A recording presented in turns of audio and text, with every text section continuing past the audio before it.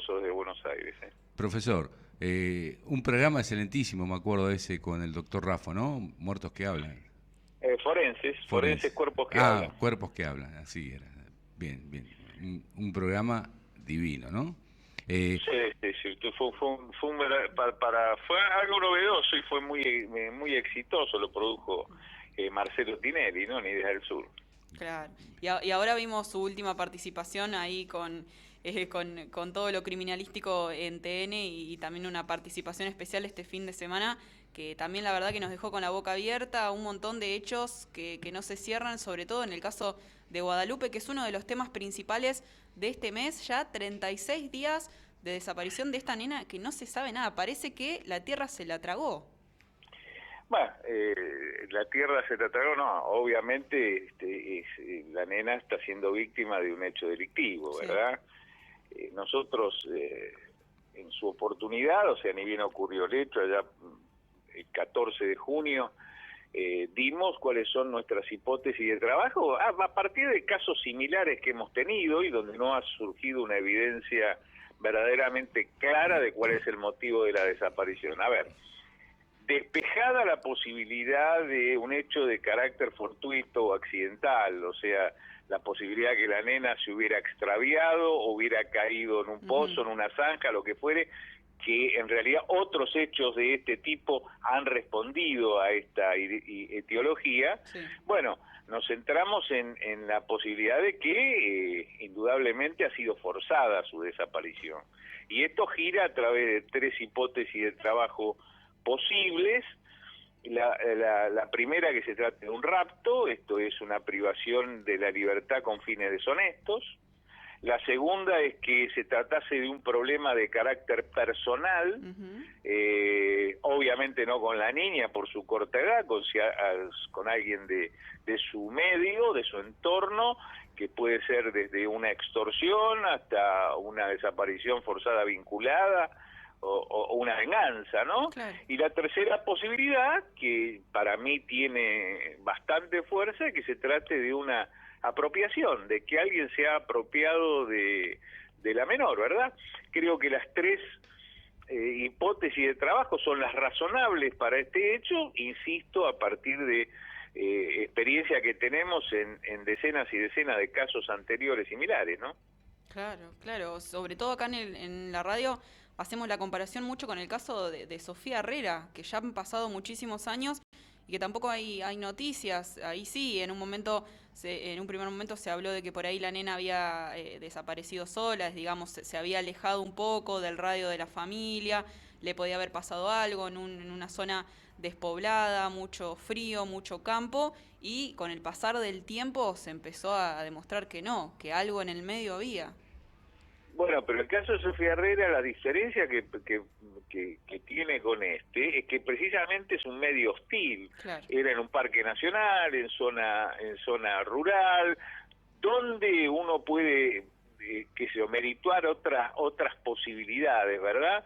En cambio, esta chiquita falta en plena zona urbana y a metros de donde están sus familiares. Evidentemente, esta desaparición es forzada, ¿no es cierto? No hay ninguna duda. Profesor, y una consulta, ¿no? Y al ser una desaparición forzada, ¿no tendría que estar interviniendo la justicia federal? Es que para que intervenga la justicia federal tiene que tener en principio una firme sospecha de un delito federal, que ¿cómo podría ser la trata? Ahora, aquí la trata no ha surgido de otro sitio que no sea información periodística. Evidencia en la investigación de trata no hay para nada, ¿verdad? Mucho cuidado, no estoy hablando de la trata con fines sexuales, estoy hablando de la trata de personas, de la posibilidad de que la criatura haya sido entregada a terceras personas o lo que fuere, ¿no? Pero no hay, es una hipótesis de trabajo, pero evidencia realmente no hay.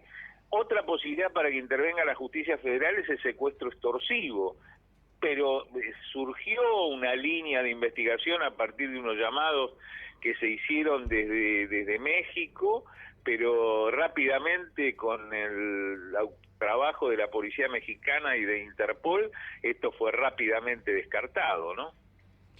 Claro. O sea, pero sí la certeza de que había sido realizado de un teléfono de México.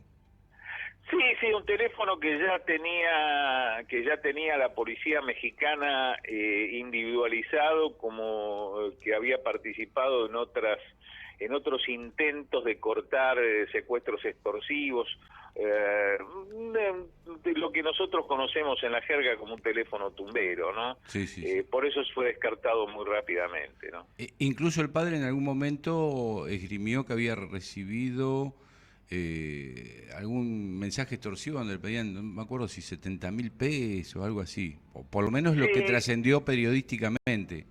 no, una serie de mensajes que recibió el padre, tanto el padre como la madre, pero esas líneas se diluyeron rápidamente, ¿no?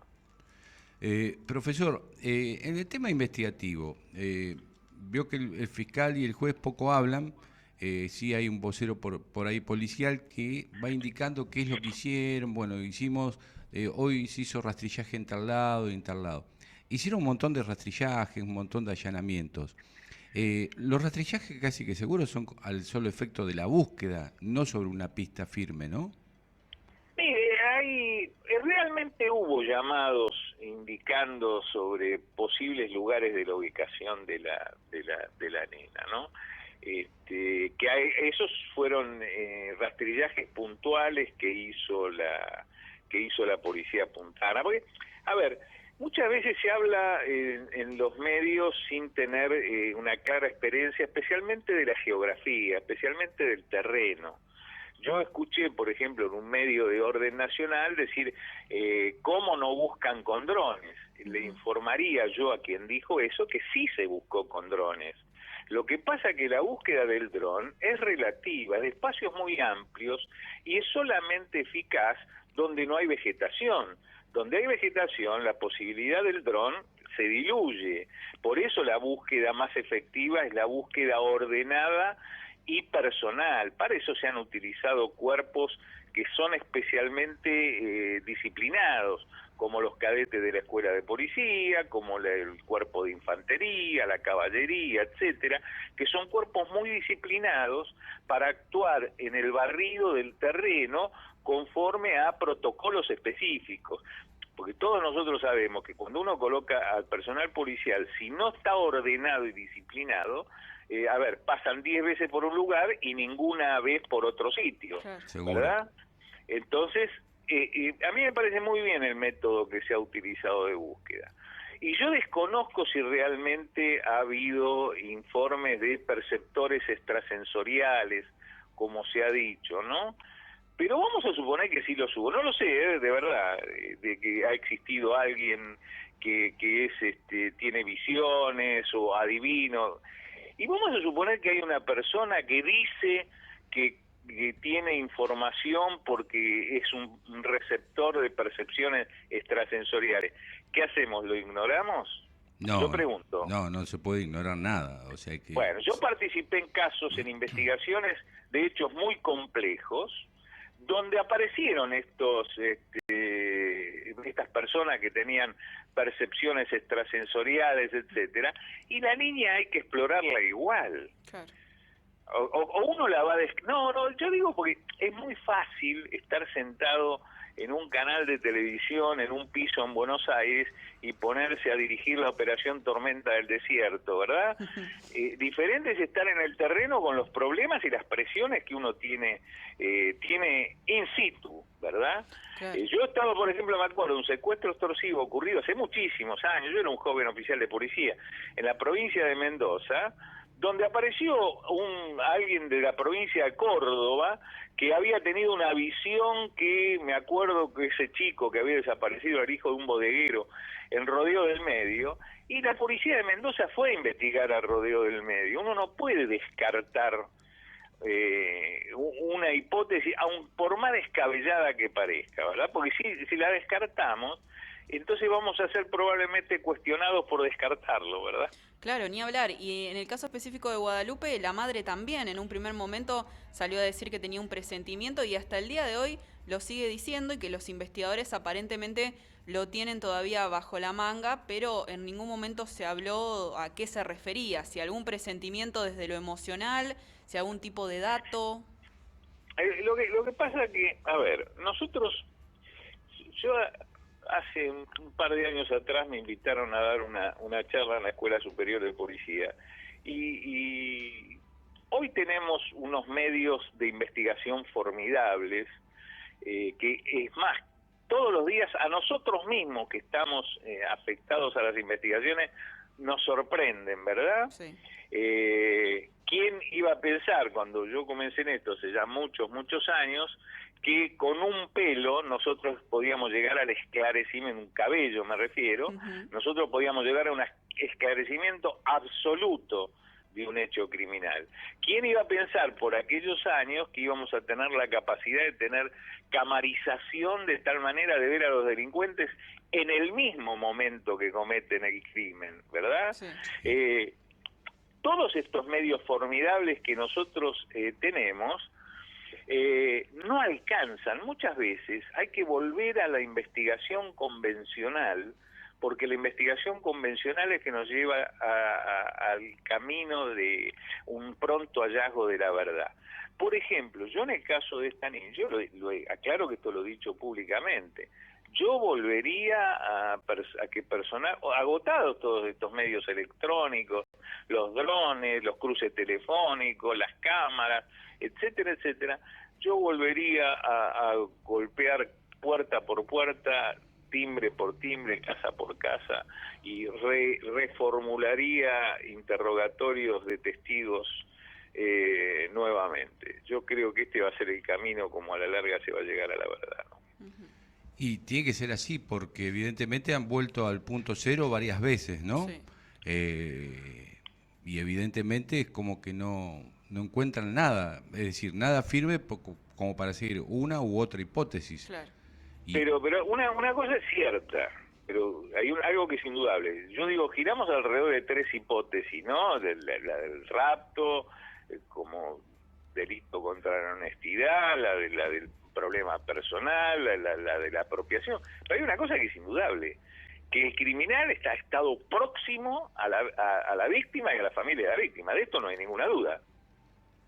Seguro. Entonces, a lo mejor lo vamos a tener que buscar ahí, próximo, ¿verdad?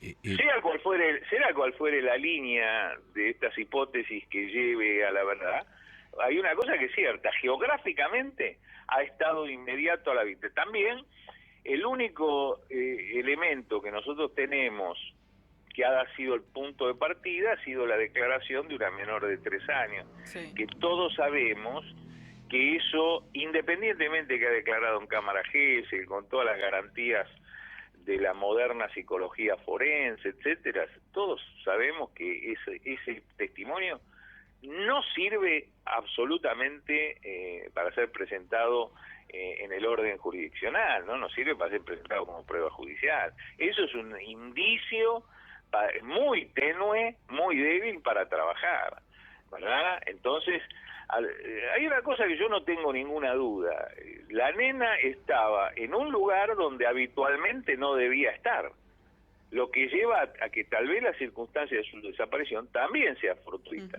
Entonces ya ahí tenemos un par de elementos firmes. Número uno, que el criminal ha estado próximo a la víctima. Sí. Número dos, que descartamos que la víctima se haya perdido per se, ¿verdad? Que haya desaparecido per se. Y número tres, que estaba casualmente en ese lugar. O sea que es un hecho que no está planificado, que no está preordenado, que no tiene conductas previas. Así que yo creo que todavía claramente se podría esclarecer, ¿no? Bueno, ojalá. Ojalá, porque el tiempo transcurrido es mucho ya. Sí, la verdad que sí. Sí, pero todavía no es tanto, y quiero ser todavía más optimista. Creo que todavía podemos encontrar a la niña sana y salva, ¿eh? Sí, si es una apropiación,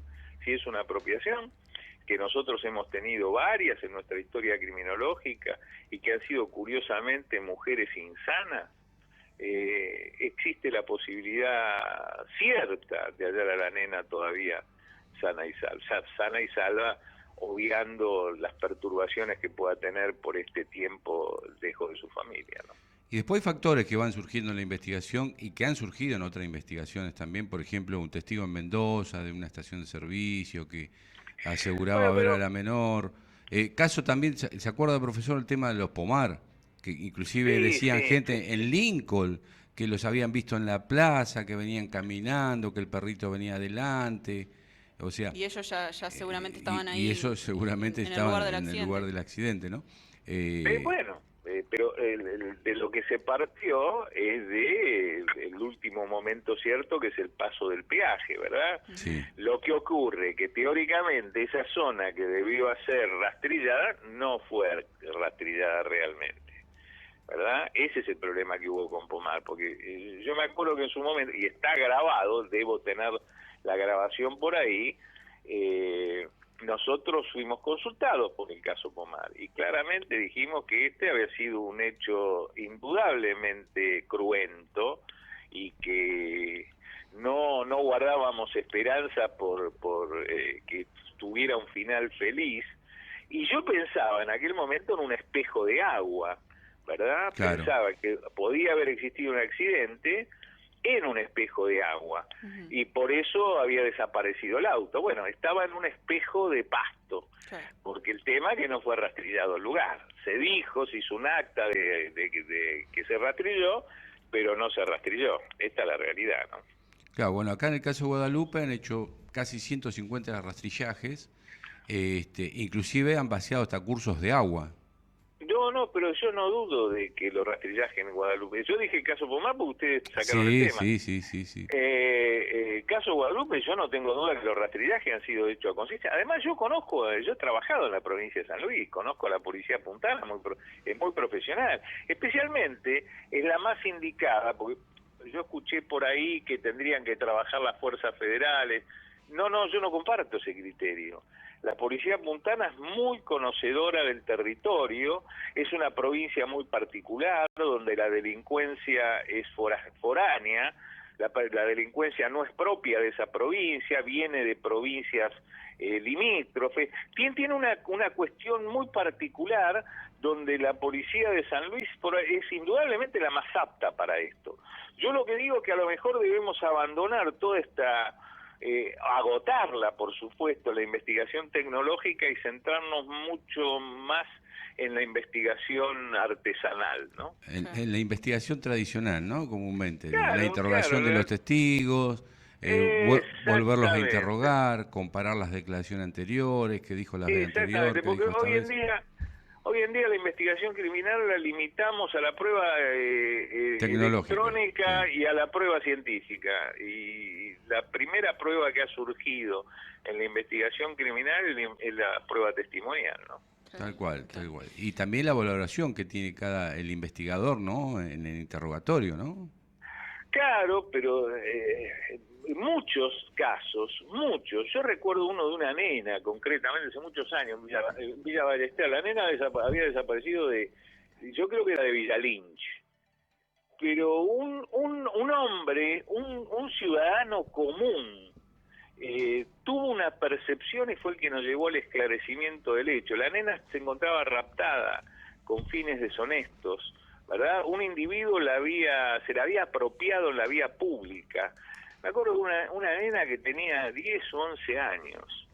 Y un vecino, un hombre, insisto, un ciudadano común, que tenía que hacer transbordo en la estación Ballester para ir a Campana, creo, a Escobar, para tomar el tren suburbano de la línea Mitre, se puso a charlar con un vendedor de diarios, un canillita que estaba en la estación. Sí. Y se pusieron a hablar del caso que era como el de Guadalupe, el tema obligado de conversación, ¿no? Y me acuerdo que este hombre, el vendedor de diarios, le dijo: sí, usted no sabe los problemas acá, y nosotros tenemos un hombre que vive acá, que ya tuvo varios problemas con los chicos del barrio de este tipo. Y este hombre, este ciudadano común, se fue a ver dónde vivía ese individuo. Y preguntó, insisto, era un hombre que se quedó demorado esperando el transbordo del tren. Sí. Y cuando varios vecinos le hablaron de que era un individuo proclive a la pedofilia y qué sé yo, llama a la policía, que era la que investigaba el caso de la nena. Bueno, a la nena la encontraron en esa casa. Un hombre común que tuvo en ese momento la lucidez de ponerse per se a indagar. Por eso yo creo que ese va a ser el camino para el esclarecimiento de la desaparición de esta niña. Y aparte la percepción del investigador en el interrogatorio también, si la persona está mintiendo o no está mintiendo, porque uno se da cuenta de eso.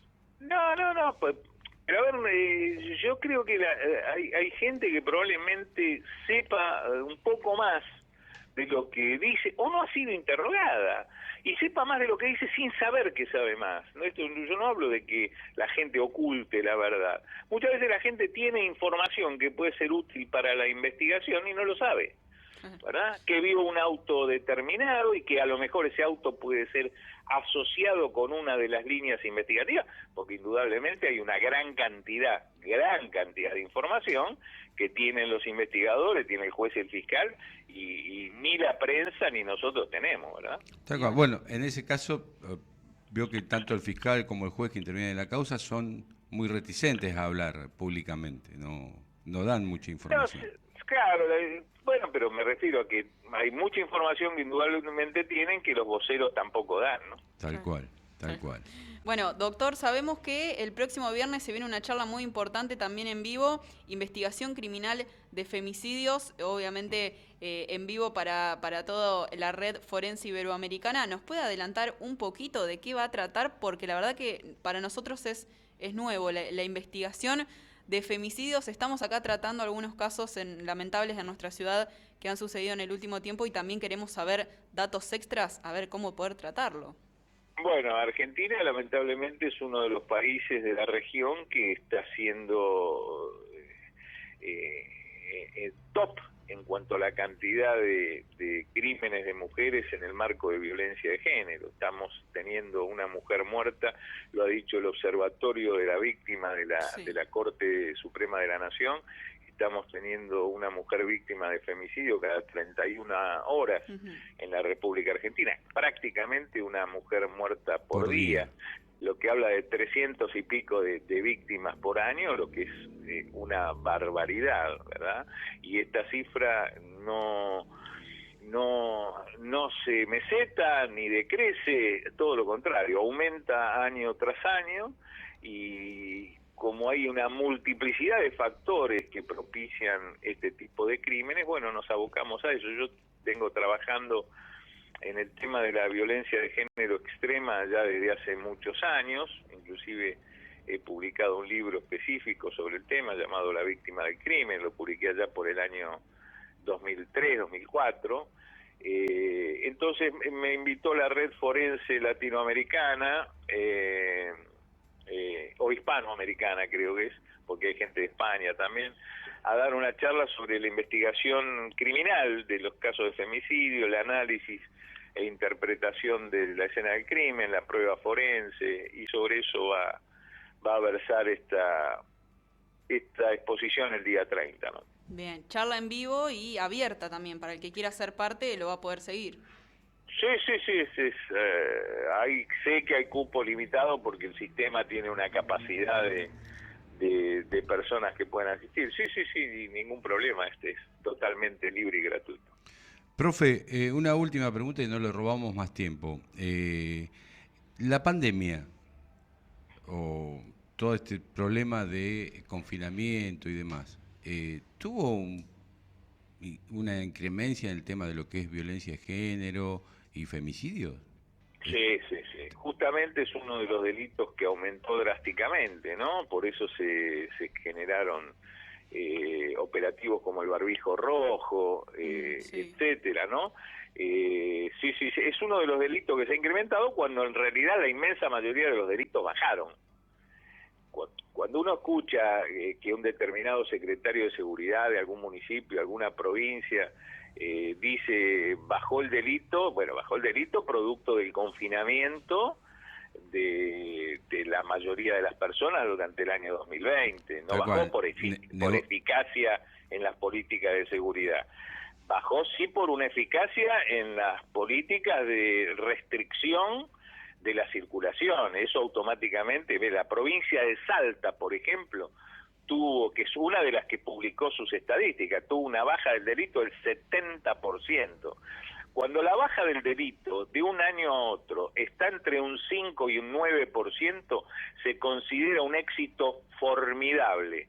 Te imagínese que la provincia de Salta le bajó el delito en 2 meses el 70%. Esto se experimentó. No, obedeció a la restricción, al confinamiento. Pero curiosamente, si bien el delito contra la propiedad descendió, el delito contra las personas, descendieron los hechos culposos, los hechos de tránsito. Tal cual, sí. Las compañías de seguro, un festival para las sí, compañías de seguro. No hubo colisiones callejeras, no hubo delitos de tránsito vial o ferrovial, pero sí aumentaron drásticamente los crímenes intramuros, ¿no? Los femicidios, la violencia doméstica, en todo sentido, no solamente la violencia de género hacia las mujeres, la violencia hacia los ancianos, hacia los niños, los abusos sexuales intrafamiliares, etcétera, que son de los delitos más graves que tenemos que enfrentar en la moderna criminología, ¿no? Claro. O sea, el problema todo está relacionado con lo psicológico. Es multifactorial el problema de la violencia de género. No es, tiene que ver con lo sociológico, tiene que ver con cuestiones relacionadas con la comunidad, relacionadas con la sociedad, aspectos culturales. Es muy complejo, por eso es tan difícil de prevenir. Indudablemente el camino de prevención es la educación, pero bueno, deberemos esperar que pasen 2 generaciones. Pero mientras tanto, ¿qué hacemos? ¿Qué le ofrecemos a la víctima? ¿La mejor morgue? ¿Los mejores peritos? No, hay que tratar de buscar soluciones lo antes posible, ¿no? Profe, última consulta, y vamos a exprimirlo, ¿no? Porque lo tenemos acá. Nada, última consulta. Las situaciones económicas, las crisis económicas, ¿tienen directa injerencia en las crisis delictuales? Sí, absolutamente. Sí. El aumento de la marginalidad, el aumento de la desocupación, el aumento de la pobreza son factores que inciden directamente en el delito. Ahora, si yo les pregunto a ustedes si tienen amigos desocupados, me van a decir que sí. Si yo les pregunto si los amigos desocupados de ustedes están cometiendo delitos, me van a decir que no.